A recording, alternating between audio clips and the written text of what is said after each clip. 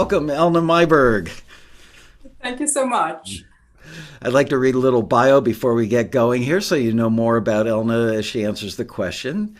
South African native Elna Myburg moved to the United States in 1998. She's a versatile composer and a classically trained pianist who writes and produces instrumental music for television and film with an emphasis on piano-driven styles. Her music can be heard on CBS, the CW, MTV, Netflix, Apple TV, Amazon Prime Video, Univision, Fox, Freeform, Nickelodeon, and many, many more networks all over the world.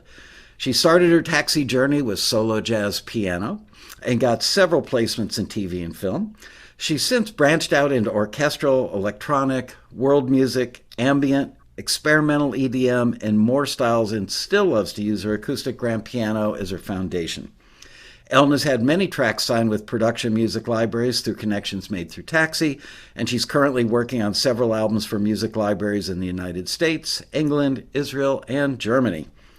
Some recent placements include several placements on The Morning Show with Jennifer Aniston, Tell Me a Story on CBS, Dynasty, Madam Secretary, who is the longest running Secretary of State in the history of government. I think that show's been on for a long time now.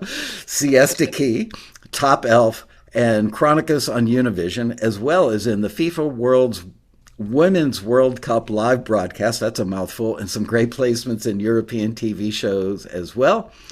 Elna works from her studio in Houston, Texas, and she also runs an independent piano teaching studio. Welcome, Elna, and thanks for taking the time to do this with me. Thank you so much. It's my pleasure to be here. Well, I'm excited. I've seen you pop up in the member deals section of the Taxi newsletter, and I remember making a mental note at some point. And I want to let you know that I chose to do this interview with you because of a recent email that you sent to Taxi that ended up in the member deals thing, and I'm quoting part of it here. Elna said, "The interesting thing is that some of my music that's used a lot now is music that was forwarded by Taxi and signed by production music libraries more than 10 years ago. I think a lot of musicians give up before they see success. You need to accept that rejection is part of the process. Composers need patience and perseverance, and I think Taxi is great at encouraging their members to continue despite setbacks. All the connections I've made with film and TV music libraries over the years were because of Taxi. I've learned a lot through the critiques from the screeners. Thank you, Taxi." So thank you for writing that, because your fellow members need to be reminded, and people who aren't even Taxi members yet, they need to be reminded that good things come to those who are patient. Can you elaborate a little bit on the surprise and delight that you must have felt when some of your music that was signed at least a decade ago got licensed into TV shows recently? Right. Well, a little bit of background about that specific track. So I looked at the history, and I joined Taxi in 2007, and that's when I submitted that track. And wow. I remember, and I have adult children now, but they were little, and I had to take them to the post office and mail CDs, right? I made labels for my CDs, and so you had to finish your track in a burrito, wrap it up inside of the burrito. I remember. Exactly. And I remember doing that in the paperwork, mailing it off. It was a lot of work, and then waiting for something to arrive in the mail, and you got the screener's feedback in paper form, right? And you got that little thing that made you so happy. Not kidding, your music. I think I kept those. And I remember that specific track, got forwarded to a library here in the USA, and nothing happened, right? So I waited and waited, and it just kept on writing, concentrating on jazz. And years later, I got this email from this company. It went to my spam folder. So I saw it after the fact, and they said, "Your music will air on this show." That was a familiar, very, very well-known show on television tonight. And I was elated. I told everybody. I think I told the mailman. I mean, everybody, right? And that's that great. Gave me the motivation I thought, if that can happen to this one track, I shouldn't stop, because it's easy to get very demotivated if you don't hear anything back. So yes, I submitted that 15 years ago, and it's still making money for me today. Oh, that's the secret to, making a retirement income from doing music for film and TV, is the fact that it's cumulative over time and it just keeps building and building as long as you keep cranking out what they need. Yes, exactly. I can't tell you how many times we've heard from members who've been forwarded to a company by Taxi and they haven't heard back in a week or a month, and it's like, are these listings real? Do these companies actually exist? In their mind's eye, and I can certainly understand this, I feel badly actually. In their mind's eye, it's they're imagining their piece of music floating through a wire, landing on somebody's desktop, and they think that that person's got nothing else to do today but listen to their piece of music, which in their life is the most important thing at the moment. And they're totally correct in feeling that way. But I think people need to look at it from all sides and think about the person on the other end that may be getting 10 or 50 or 100 pieces of music in today, and it takes time. Also, people who get forwarded to the libraries and the libraries sign them, and then a month later they contact Taxi and say, how do I know that that company you hooked me up with isn't some sort of sham company? They've had my music in their catalog for a month and it hasn't gotten licensed yet. So do you have any sage advice for these understandably impatient people? Yes, you have to be patient. You have to persevere. I would say write music, submit, and repeat. Don't sit and wait. Don't sit and wait. Don't call Taxi. Don't call the companies up asking them, okay, when are you going to listen to my piece of music? You have to keep on writing. So I think it's best to write, submit, and forget about it. And just, you cannot sit and wait until you hear back. Yes, exactly. I always keep this at arm's length to remind myself. Exactly. And so, yes, if you're going to sit and wait until you hear something, and I've spoken to a lot of young composers, they contact me through Instagram or whatever, and asking, I've sent in a lot of stuff, it gets forwarded, but I'm not hearing anything back. I think I'm going to quit. You cannot quit. You have to keep on going, especially if you get forwards, your stuff is good and somebody out there is going to pick it up, but it might take time. And for me, I joined in 2007. Where are we now? 2028, 22, not Yeah. 28, 22. It takes a while. You have to be patient and persevere. Yep, absolutely. People that get impatient and quit, like you mentioned, the bummer is we hear from people that say, you guys forwarded me 3 years ago. I didn't hear anything for the rest of my membership year, let's say 6 or 9 months. And so I didn't renew the next year. And I took a couple of years off because I was just kind of ticked off and frustrated. And all of a sudden now I got contacted by them and I say, yeah, and the bummer is that you took 2 years off where you could have been producing 2 or 3 or 4 or 5 tracks a month and building your catalog. So now you've slowed down your ultimate retirement fund because you got impatient. Well, you just described me. I did that. I actually, quit Taxi for maybe 2 years. Yeah. And, because I didn't hear anything, I was really busy raising my boys, teaching. And I thought maybe this is not for me. And then I got this email and I thought, time to rejoin, time to get back on the bus and get better. And so that's exactly what I did. And I do regret the few years that I didn't compose. Sure. Yeah, well, the only way to make up for that is compose more quickly now. Yeah, no, exactly. Fill the basket back up. Yes. Yes. So how did you learn to deal with rejection? Rejection then that you didn't deal with very well maybe, and now you're a seasoned pro. How did you turn that corner and learn to deal with the rejection? You have to just move on. I remember I got rejection from a company who actually, it was a piano solo. It was for a modern piano solo, got forwarded by Taxi. The guy came back, he said, I like it, but can you arrange it? And I thought, well, he asked for a piano solo, right? But okay. And I arranged it and he did not like it. And he let me know in no uncertain terms and sent me a track back and said, no, this is the kind of thing I'm looking for. It was one of his own tracks.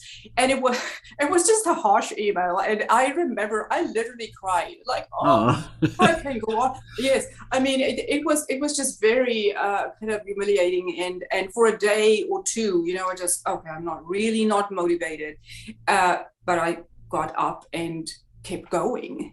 Sometimes you hear other people's stuff and you're thinking, I will never be this good, right? I cannot do that. But if you're Right. not positive and you sit in a little bundle and cry, you're never going to get anywhere. So rejection is part of the game. It is just part of the deal. Not everybody's going to like your music. They might tell you that. Move on, keep going, try to get better. And you have to find that person who is looking for your stuff. And we all have something unique to offer. And you need to keep looking. You need to keep submitting until you get into the library that really, like your stuff. It's hard for creative people to separate what they create and their soul. They're the person they are. They are Yes, one and the same to them. But in truth, when somebody rejects a piece of music, they're not thinking, I don't like Elna Myburg. They're thinking this piece of music isn't something I could sell. So it's exactly. not even a judgment on the quality of the music so much as it is, if a store needs blue jeans because it's in a farm community and they're getting, a lot of like preppy looking khaki pants in and they're not moving.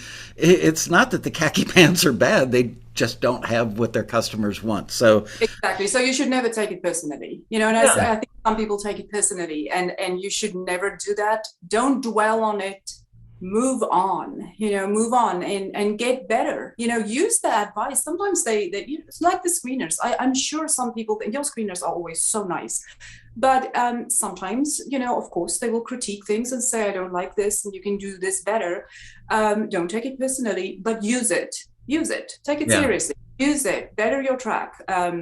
And I've done that before and it worked for me. The next time I submitted it, it was forwarded and it was signed eventually with the library. So don't take it personally. You have to have a thick skin in this business.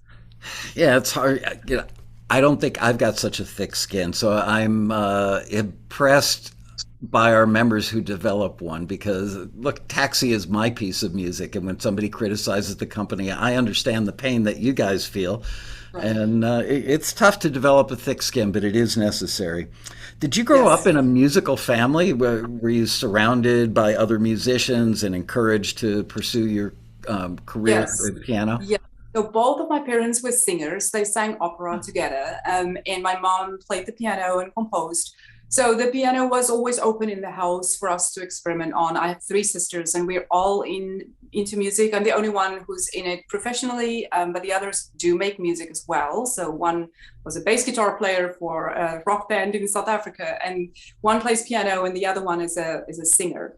So we all grew up making music together. It was very much part of my family life, and we gave concerts together, and it was just a crazy and noisy family. So yes. Well, that's awesome. And certainly that gave you the foundation for all this good stuff that has been happening for you. Yes. What was your dream? What was your ultimate goal that you envisioned when you were, let's say, 10 years old or a teenager? Did you dream of having a career as an artist signed to a label? Did you want to compose? What was on your plate at that point? Yes. So I always composed from a little girl. We grew up without computers. It wasn't. I never thought I could have a studio at home where I could do everything by myself, and I work by myself, and I really like that. At that point, it wasn't available, and so. But I always knew that I would like to become a composer. And I just didn't quite know how. I love teaching, so I always knew I would be teaching. So that's part of my identity, and I will probably do that, forever. So yes, teaching and composing, those two were always my goals. Do you ever run across students that are really focused and you think to yourself, wow, maybe I should tell them about film and TV so when they're older they can go after that because they've got what it takes mentally to stick with it? Right. So I do. I had a wonderful composer in my studio. She won one of the big competitions here in the USA with her composition, and she's now studying music. So that is wonderful. I love it when it's rare, but I love it when I find those students who are really good composers and love to help them become better. So definitely, yes, I have some of those composers in my studio, and Well, I will, yeah, definitely. they're lucky to have you because Well, there are thank you. other people who teach piano that don't know what you know, and they don't realize there's this bigger world out there, this other world for Right. people who compose. So it's kind of cool Yeah. that they lucked into having you as their teacher. Who are some of the composers that have inspired you along the way? Wow. So I grew up with composers like, the great smooth jazz composers like Dave Grusin and David Benoit, right? And what are the others? Brian Culbertson, Jeff Lorber. So I listen to their music a lot. Jazz is my passion, so I love smooth jazz. I think Jacob Collier is one of the most interesting composers to me, with the stuff that he's doing is so fascinating. And of course, growing up with classical music and studying classical music, of course, I'm definitely inspired and influenced by the classical composers, romantic, modern. I, you mentioned Brian Culbertson. He grew up about 35 miles from me in a cornfield in Illinois. So I'm pretty Wow. amazed. Not a lot of people from the cornfields of Illinois, go on to bigger and better things in the arts frequently, just because there's Yeah, not a lot of culture out there in farmland. right, But right. it's cool that you mentioned him. Yeah. I read an interview with you online the other day as I was prepping for this, and you mentioned that you have chromesthesia. I found that part of the interview particularly fascinating. And can you tell our viewers exactly what chromesthesia is and how it affects you? Yes, that's really an interesting field or phenomena. So chromesthesia is part of the umbrella term called synesthesia, where we experience one of our senses through another. So it's like the crossing of senses. So for me, it is color and pitch. But the interesting thing is, right? So if I hear, so I'm here at my piano, right? So I hear a note, right? I hear a pitch because I have perfect pitch or absolute pitch or whatever the right term is. I know there's always people saying that's not the right term. When I hear that, it has a connection to me with the red. So, but I'm thinking it's more a connection with the shape of the letter. So for me, an A is red, but because I have perfect pitch, I hear that as I know it's an A, and that triggers the connection with red. So, because if you think about it, if you think about the enharmonics, you think G sharp and A flat, well, they have the same pitch, right? So Yeah. they're not the same color. For me, G sharp is bright orange and A flat is wine red. So it all depends on what I'm thinking about. So when I hear that pitch and I think about an A flat, it's wine red. When I think, oh, it's a G sharp, let's say it's in E major, right? So it would be a G sharp. It triggers the connection of bright orange. So I Wow. think it's more a connection with the actual letter. And then the letter that I think about when I hear the pitch is the color that comes up. So it's a gentle connection or association. It's not like I see the colors. I've heard about that before, and it drives people crazy. They actually see the color, but I don't really. That's not the case with me. It's Well, it's like so do you see it in your mind's eye? I mean, the colors got to appear to you somewhere. And boy, thank goodness you don't see them visually, because if you heard a Jimi Hendrix solo, your head would explode. exactly. So it's not like that for me. A piece in B major has a purple hue to me because B is purple. So, but in that piece, there will be many other notes. There's somebody asked me the other day, well, do you see black? Because when you spin all those colors together, it will be black. No, it's not like that. It's just a gentle connection to that letter. So for me, a piece in B major I'll just think about purple, but it's just something that happens. It's interesting. Some people there are so many kinds of synesthesia, and some people have it without knowing until they think about it. And I posted that to a private piano teacher forum the other day, and so many people told me afterwards, oh, I have it, I never knew that, Ah, but for me F is yellow or whatever. And it's just something that is there. It's as if it's always been there. You just have to think about it, and then it's, oh yeah. So some people have shapes for numbers, right? Or yeah. I have different kind of synesthesia when I mix my tracks. I kind of get a something in my mind like an architectural building. So if something Wow. stands out much, it's like there's a brick standing out to my, like that kind of thing, or textures. I see, in my mind, texture or architecture or whatever. So that's also kind of synesthesia. I was asking somebody probably 15 or 20 years ago who told me they had synesthesia, and I said, "What's it like?" And they said, "Well, if you are watching TV and you see somebody cooking a steak on the grill, it makes your mouth water." It's a little bit like that. It's sort of a triggered response, but in his case, it was colors as well. So that's like the best understanding I've ever had of it. But it's kind of mind blowing. But it doesn't get in the way. On one hand, it's like really cool. It's like a psychedelic light show. On the other hand, Right. does it ever get in the way of what you're doing when you're It, composing? no, it never gets in the way. I would say it is somewhat helpful and it makes the process more colorful. I mean, that's it, but it's not, for me, it is not that strong that it is a hindrance at all. Yeah. Wow, you should get some software when you do like a live performance. Get software where you've programmed it for certain notes to be the colors that you feel or see, Yeah.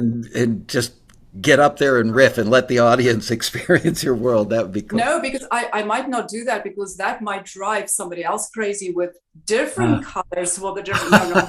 I mean, I've heard about this woman who went to this show, where they have the fountains and the lights oh and yeah. with the music, and then you would see, on a certain note, but it goes with the music, the light show and the water.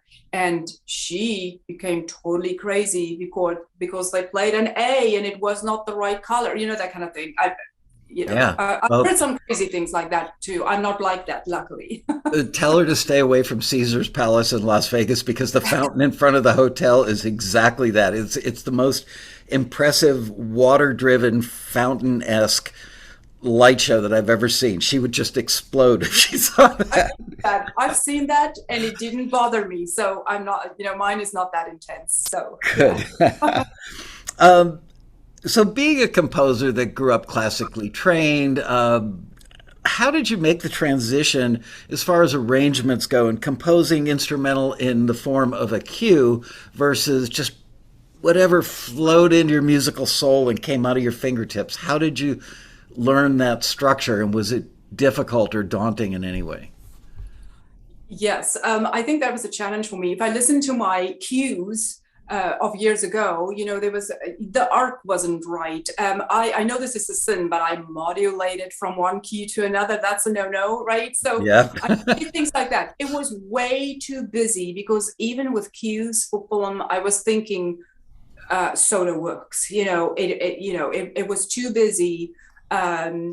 It was just it didn't have edit points, and at some point one of the screeners, your screeners years ago said, this piano solo would be great for a self-release CD, album. It can stand by itself, but it's not good for it cannot be used behind dialogue. So I had to really learn to write a little more sparse, and I had to learn how to write these cues. I actually did a course by a very good composer in the UK. He writes for BBC programming a lot, and he I met him through Taxi. He signed some of my cues years ago, and he started to market this program that this course, and it's amazing. It was so good because he tells you exactly the do's and the don'ts of writing these cues. So I had to really learn that, how to stick to a certain emotion. Yeah. Because if you think about classical music, so I know the forms A B A A B B A B A C A, but for the cues, you need to write it differently. So I had to really learn how to do that. I'm glad that you mentioned the simplicity factor because, and I completely understand this, but musicians, composers in particular, and songwriters want to show off how good they are, how much they've invested in learning their craft. And of course, the natural outlet for that is look what I can do. But Yes. that's not what the marketplace needs in regard specifically to film and TV or other forms of media. They often need stuff that's simple so that the dialogue can be heard. So it's good that you figured that out at some stage because we hear that from many, I would say 90 to 95% of our members who are successful, almost to the person, will tell me that the biggest earning cues they've got, or the most successful, the most frequently placed, and the biggest earning cues that they've done are oftentimes ridiculously, almost embarrassingly simple. And have you found that to be the case with your stuff as well?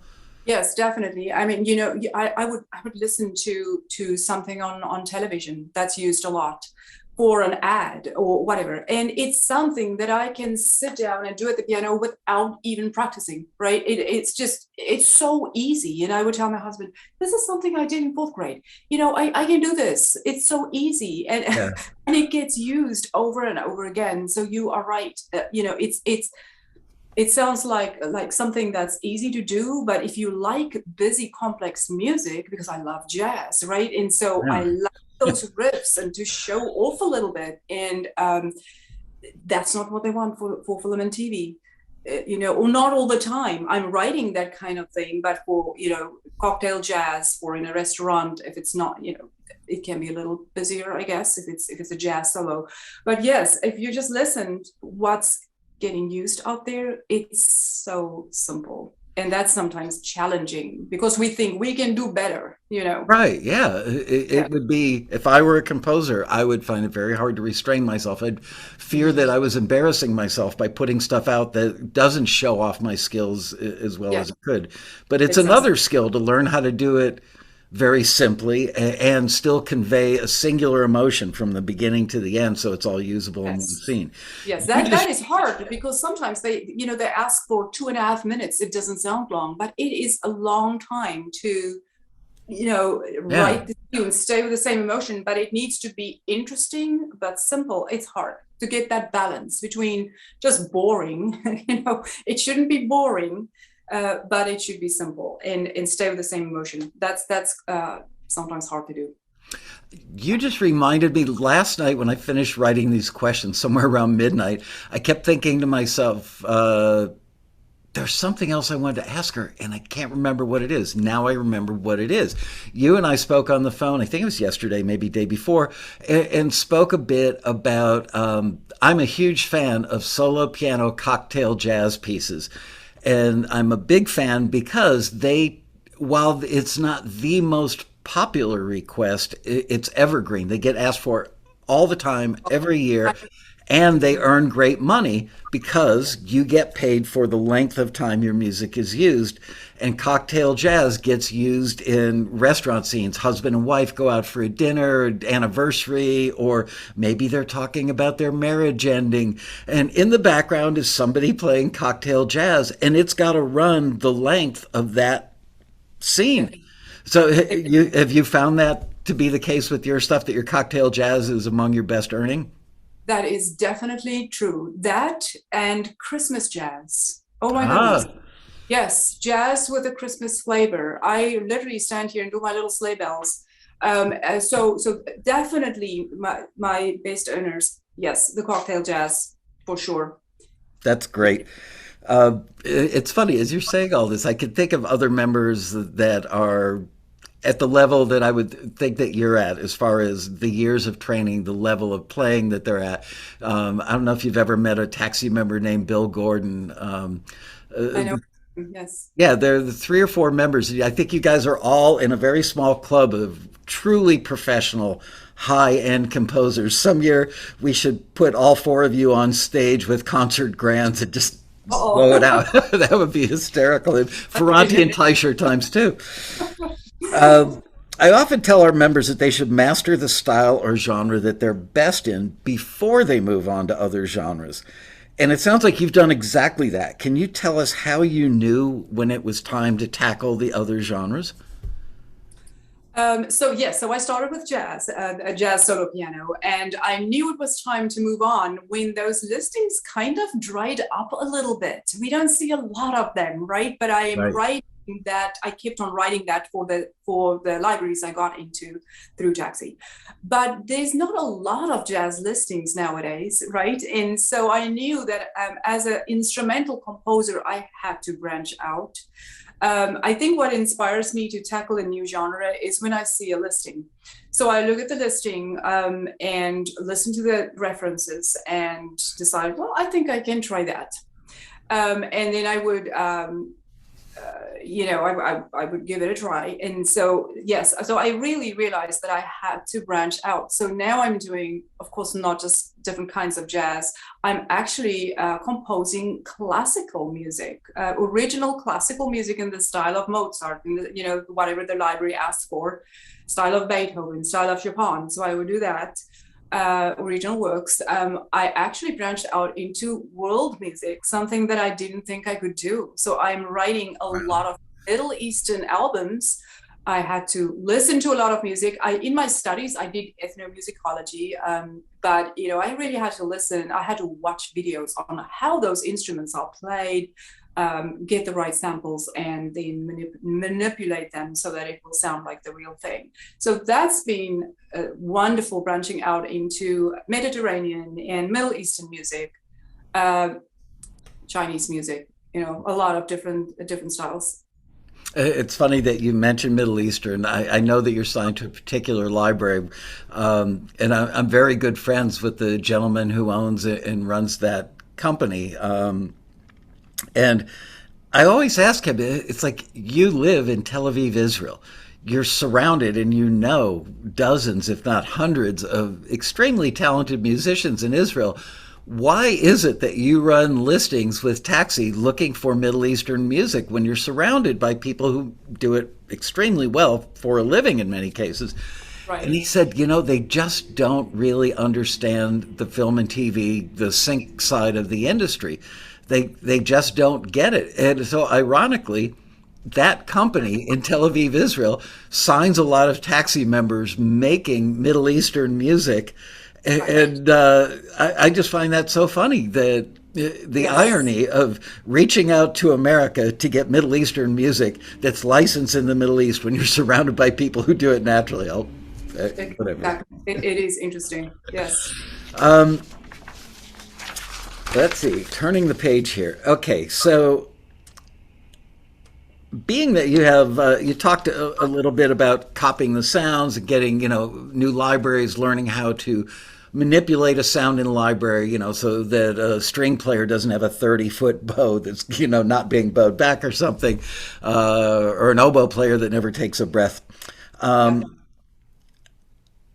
You started out doing mostly organic stuff on the piano. How did you train your ears to produce EDM? You already alluded to it a bit, but I mean, that's a radical change. Anything electronic that requires these sample libraries, you can't just go, oh, I like that, I'm going to use it, because it may be a cool sound, but automatically takes your piece back to 1985. So how have you gone about training your ears so that when you choose the samples for these new genres that you jump into, that you're picking the right stuff? Yeah, so I am writing genres that I didn't grow up with, and I've never listened to it. And so what you have to retrain yourself, and you have to listen. So I really listened to the references that you sent through, and then listen widely, more widely, and to I would listen to a whole album of that specific artist and really listen carefully. What do they do with the drums? What do the new sounds sound like? And then I would ask too. I mean, I would ask some of the library owners if they want me to write in another style. Most of them are composers too, and I would ask them, can you recommend a good sample library for this genre? And so just listening and learning from others. I would search. I would Google and just find out who's doing it well and see what they use. There are so many people out there who are experts in their field, and they are more than happy to share their knowledge. And so you have to keep on learning and especially in EDM, I wouldn't say it's my main genre. I like to pair that with jazz very much, but come up with kind of new styles. But yes, you have to keep on learning and learn from people who do it well. I find it frustrating, I guess, for lack of a better answer, that people think that they can solve the problem of getting great instrument sounds by just going out and purchasing a library, but never really learning each instrument. Again, going back to the 30-foot bow or the horn player, woodwind player that never takes a breath. Can you ballpark a time estimate when you come across a new instrument that you really want to understand so that you can replicate it from a sample library? Is that a 10-minute task? Is it an hour? Is it half a day? How long does it take to learn? I don't want to take strings because that's a common one. Sorry, there's a truck outside going. Oh, that's okay. He's trying to That's chime in. green and purple. I hear a lot of every day. There's a guy who, whenever he unlocks his car, it sets off the alarm. So every day at 5:02 sharp, the guy sets off his car. It drives me nuts.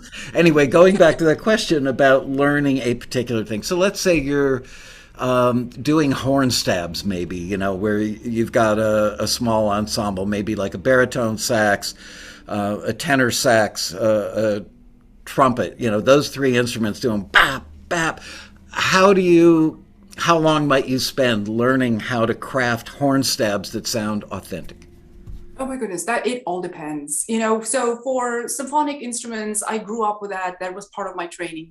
I think it's more like the world instruments that I did not grow up with, like the Middle Eastern instruments. So I would watch quite a few videos, but it doesn't take long. If you know how they produce the sound, it's not. I don't feel that it's a time-consuming thing. Oh, I can good. pick it up quite fast. Yes. I think a lot of people don't invest any time in it and they think, oh, I just bought a $500 library and it's a brand name library. And I know a lot of other taxi members and composers that are working and earning money use it. And they just sit there and they play the instrument like a three-finger chord played like a blocky piano player, not like a horn section or not like a string section. Right, we're all piano players. We're all key players, but you do not want that orchestra, whatever you're playing, to sound like a keyboard, right? Like, No. yes, you shouldn't play it like a keyboard.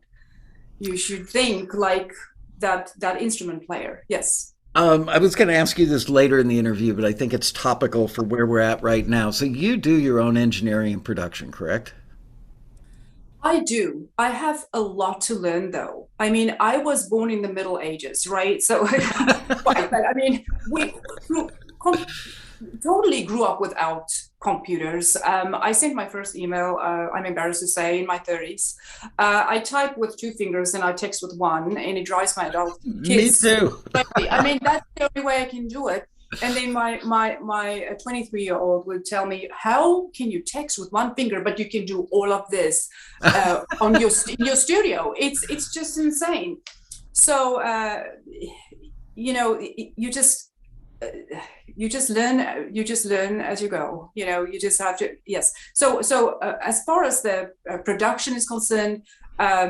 I watched a lot of videos. Yes, I got books, how to use it, and I got some of the dummy series, Uh-huh.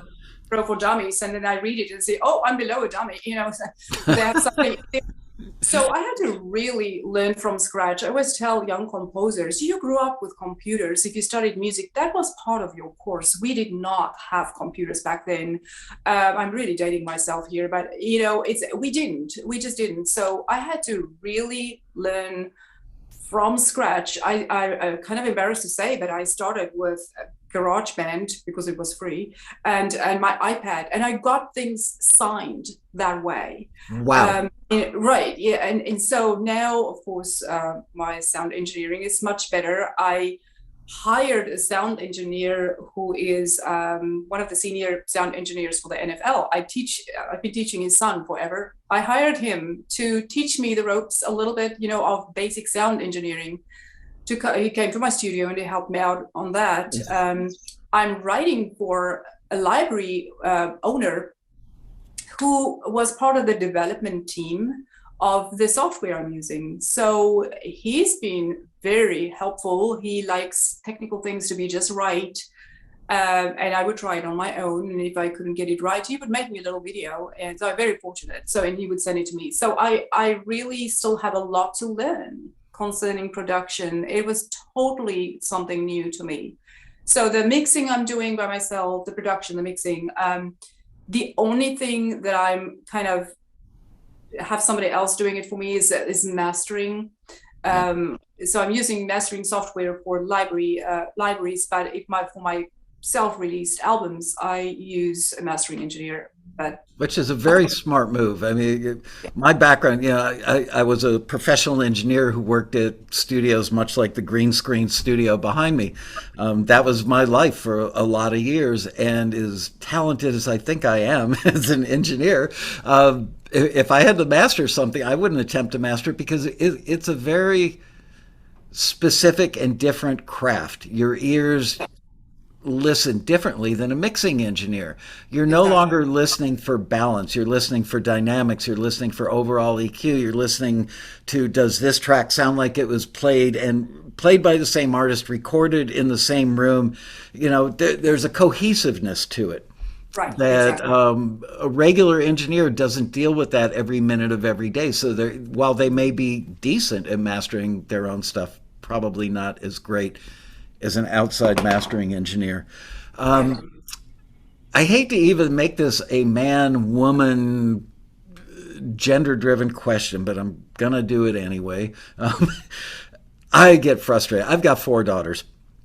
I have always encouraged them to just do it. Where your heart tells you to go, do it, but make a full on commitment and give it all you've got. I quote my father, who said when I started Taxi, if you treat it like a hobby, it'll pay you like a hobby. And I have noticed that there are very few women who will tackle the engineering and production side of things. And I don't see any reason why somebody's gender should have anything to do with that. Nobody thinks twice about men versus women learning a graphics program, let's say. And audio is really very similar to that. You develop an eye for color and scale and placement and dimension, all that stuff in graphics. Well, the same thing is true in audio. So number one, I applaud you for taking that on. But there's so many ladies out there that it literally like puts a knot in my stomach when we reach out to a female Taxi member and say somebody's interested in licensing your song, but they need this line of the vocal re-sung. They need a lyric rewrite, and they need it like 3 or 4 hours from now, but it's going to make it in a big TV show. And they say, oh, I've got to wait for my husband to get home to do that. It's like, really?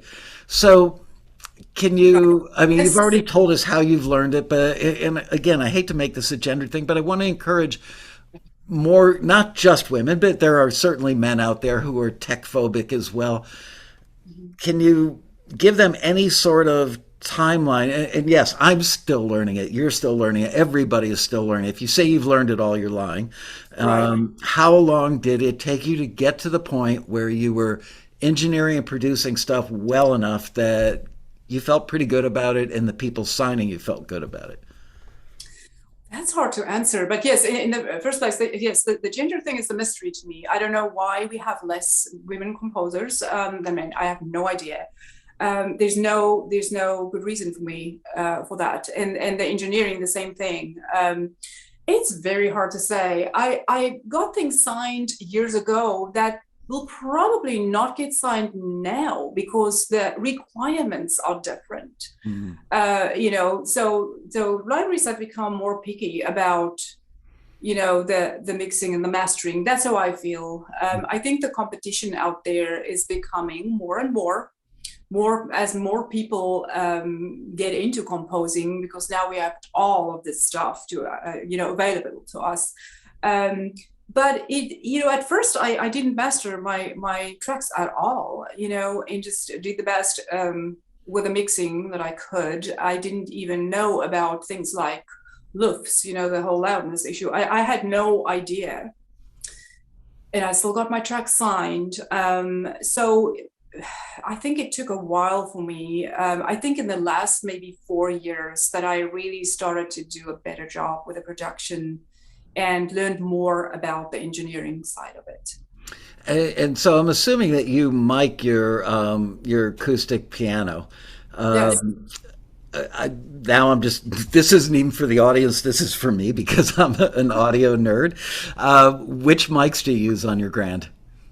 So, I mean, you're probably going to be shocked. I use MXL mics. They are not expensive.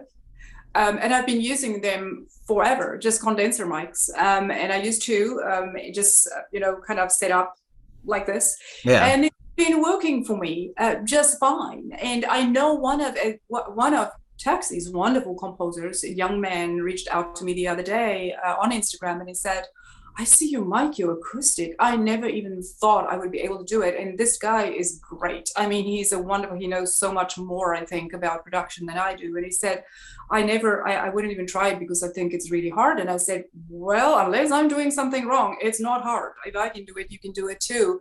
I've had great success with that. And I just keep it simple. Some people, I think, want to become so technical and, just, oh, the mic needs to be just like this, I keep it simple and it works for me. But I'm always reading up and see, okay, is there a new technique? Or if the library comes back and say, I had one library who said, I did a cocktail jazz album for them, and they said, the piano, could you try the mics a little different, in a different position for this one? And I did. Yeah. Higher up so that it reflects off the top of the piano, but I try to just keep it simple and Yeah. don't become too technical and complicated. Yeah, one size does not fit all. I'm a very non-technical engineer, at least when I was doing it for a living.